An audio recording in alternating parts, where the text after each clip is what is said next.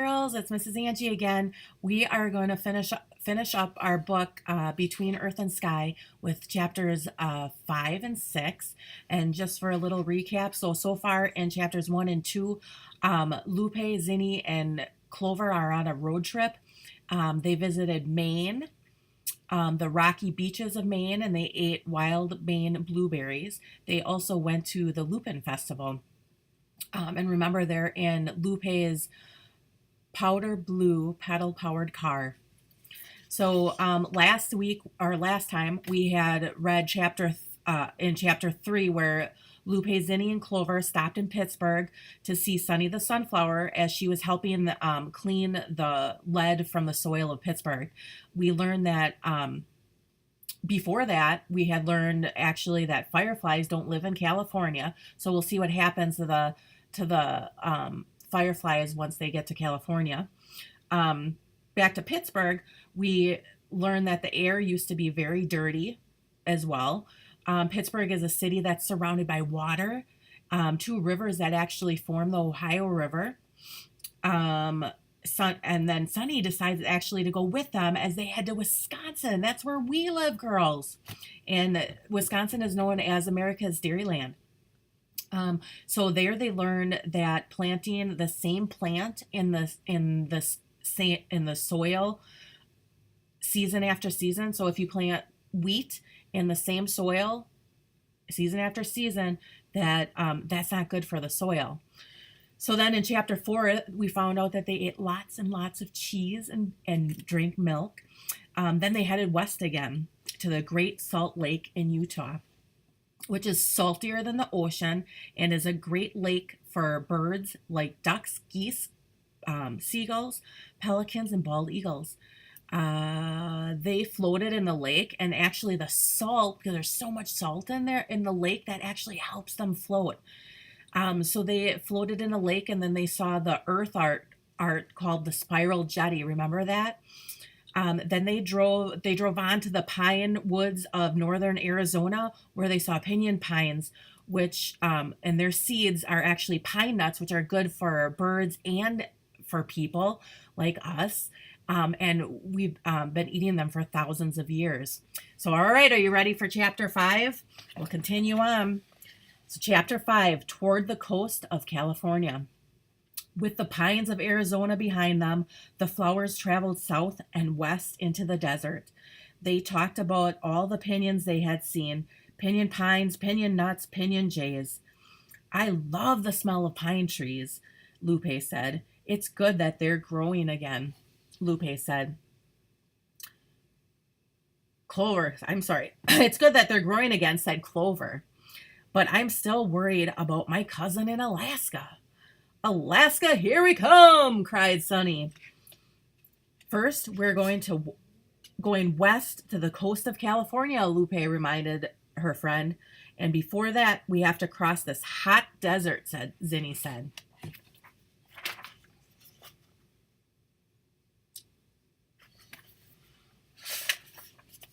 The flowers gazed at the flat, sandy land all around them. Brown mountains in the distance looked like bare rock. As they traveled along, spindly plants tumbled all around them. One even tumbled right into the side of the pedal power car and stuck to it. Hi, I'm Tatiana the tumbleweed, the plant said. A real live tumbleweed? Asked Clover. Wow, we really are out west. I'm not from here, said Tatiana.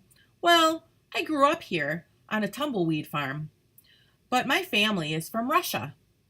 They came to America when they were just seeds. They hopped into a bag of flaxseed by accident and landed in North Dakota.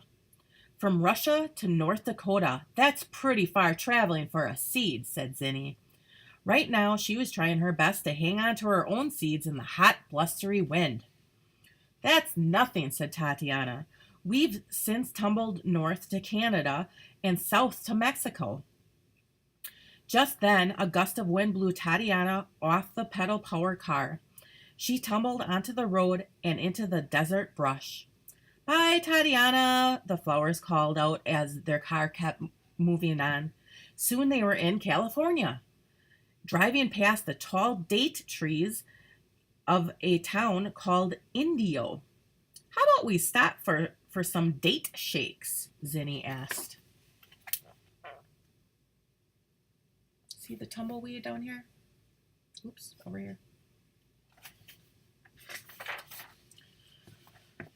Sounds like a nice cool treat to me, said Clover. You know, our pal Daisy likes to drink tea on hot days. Why is that, I wonder? As the flowers sipped their shakes, a big white truck pulled in next to them. Dairyland was painted on its side. Look, called out Zinni. The Dairyland truck. Let's say hi to Jazz. Yoo-hoo! Anybody home?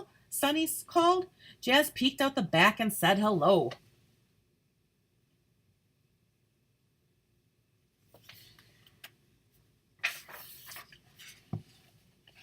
A blast of cool air came out of the truck, too. Wow, that cool air feels so nice, Lupe said. Can we come inside? Fine by me, said Jazz. This is a refrigerator truck full of cheese. That's why it's so cool inside. But cheese isn't much fun to travel with. It can't talk. So come on in. I could use some company besides my own sweet-smelling flowers. Your flowers smell really good, said Clover. We've just come from the pinyon pines of Arizona. They smell good, too. They're growing again after nearly being wiped out by a fungus. Sounds just like the chestnut trees back home in Florida, Jazz said. That's a good comeback story, too. Have you heard it?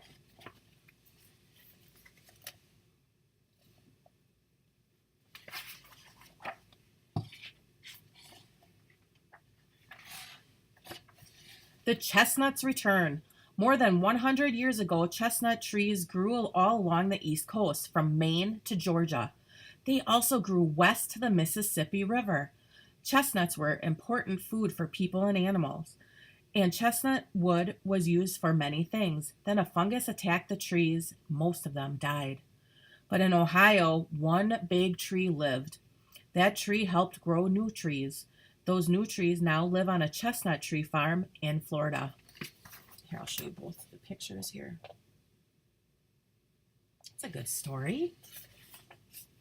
By the time Jazz finished telling the flower friends all about the chestnut trees, they had reached the coast of California. It was time to say goodbye. Lupe drove her car out of the Dairyland truck. She and her friends were ready for a nice long rest in the beach cottages of Crystal Cove. After that, they would head north to find yellow lupin in the sand dunes of Humboldt Bay.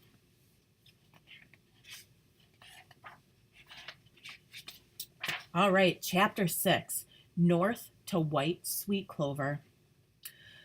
Oh, did I forget to show you the picture? I'm really good at forgetting that. There we go. You see the California. All right. Chapter 6, North to White Sweet Clover. From high on a sunny cliff, the flower friends looked down on the shimmering Pacific Ocean. Waves rolled in, one after another, leaving a line of white, foamy water between the sand and the sea. Up above, seagulls dipped and soared on the wind. This was Half Moon Bay, a place as lovely as its name. I could sit here forever, Lupe said. But shouldn't we get going? Asked Clover. It's a long way to Alaska, and we want to stop to see yellow lupin first.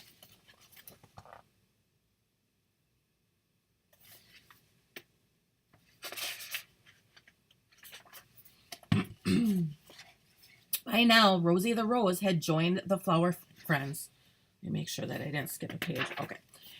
She always spends the summer in California. Like Zinni, she loves the dry California air. It's good for her petals. Fine by me, Rosie said. The sooner we get going, the sooner we can reach Clover's cousin and make the world a better place. And so the flower friends headed north. They passed through parklands of giant redwood trees where clusters of ladybugs dozed in the shade. The tree's thick reddish-brown bark was like no other tree the flowers had ever seen. By the time they reached the sand dunes of Humboldt Bay, yellow lupin was nowhere to be seen. I'm so sorry, Lupe said to Clover. I thought yellow lupin would still be here. I wanted you to meet her. I guess she's back home in Southern California, where she can really help the dunes. On to Alaska, then, Sunny said. I want to see a moose. Let's hur- let's hurry, said Clover. I don't want to miss white sweet clover, too. Traveling as far as they could by light of day, the flowers drove north, north, north. Soon they were in Oregon, along the Columbia River Gorge. They stopped by a beautiful waterfall. This is salmon country, said Lupe. Millions of wild salmon once swam the rivers here. People promised to protect them forever. They need to work harder to keep that promise. North, north, north the flowers went. When the road became rocky and rough, they talked of taking a ferry or even a plane.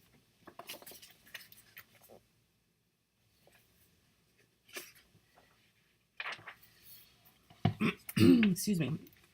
You know, Lupe, said Clover, I've heard that you can see lots of shapes and colors from an airplane. I've heard that from the sky, the land looks just like a patchwork quilt. It's true. That would be fun to see someday, said Lupe, but let's stay on the ground for now. This pedal-powered car has served us well.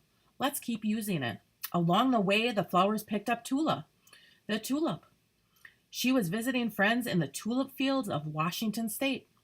Tula always tried to be courageous and strong.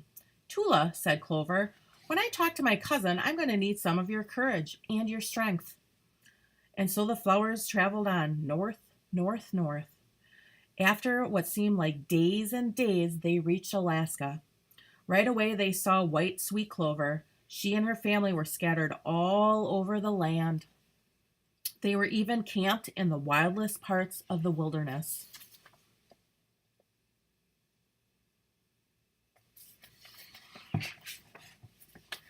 I'm so glad I found you, white sweet clover, Clover said.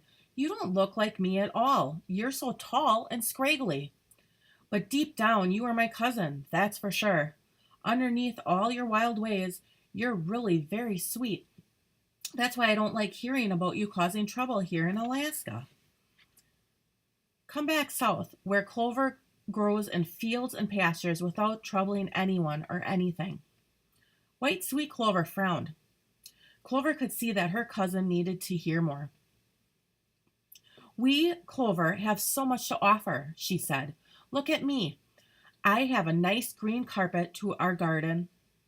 I give a nice green carpet to our garden, and I give nectar to the honeybee. If you move south, you too can use your resources wisely. And you'll be making the world a better place, Rosie said. But I love Alaska, white sweet clover said. I love the moose and all the snow in the winter. And I love the long summer days filled with light. I want to stay. But Clover would not give up.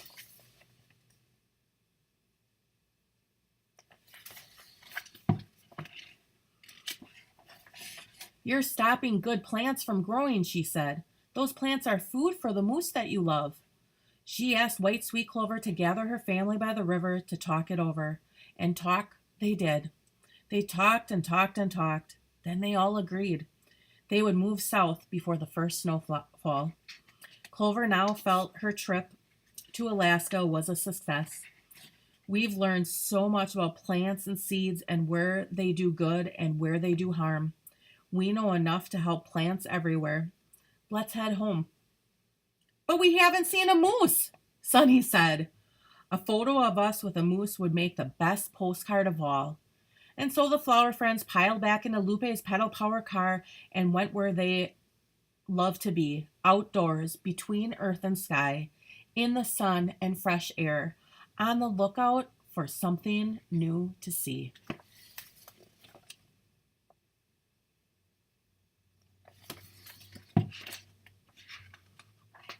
All right, and that is the end of our Between Earth and Sky book. I hope that you enjoyed it. I'm super excited to talk to you about it some more during our next meeting. And I will see you soon. Love you, girls.